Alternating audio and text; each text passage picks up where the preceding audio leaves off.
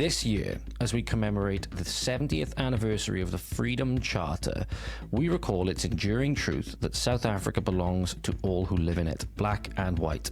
This is further enshrined in our Constitution, which affirms equality, dignity, and non-racialism as the bedrock of our national life. Now that sounds great. Look at the next paragraph, the bit where he's highlighted in red here. What the instigators of this falsehood seek is not safety, but impunity from transformation. They flee not from persecution, but from justice, equality, and accountability for historic privilege. Okay, this is the exact same argument that people make in the UK at the moment to justify reparations, A, for slaves that we did not own, because I don't know about you, I've never owned a slave. The last few generations of British people have never owned slaves. Not to mention the British Empire was one of the premier forces in the abolition of the slave trade throughout the early and mid 1800s, all throughout the colonies.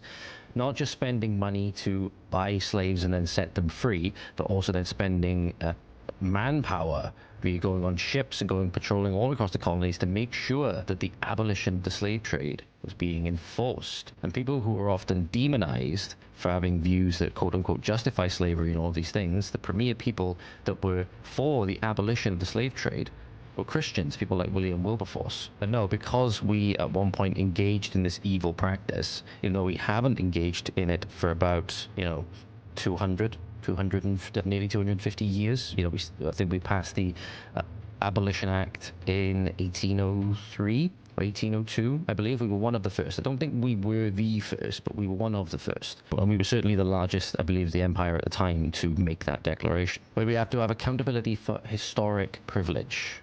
We have to have accountability for historic privilege. And it says here, the misuse of refugee protections to shield right-wing anti-transformation elements is a violation of the spirit and letter of international law. It's what these lovely people like to use to hide behind international law and refugee protections.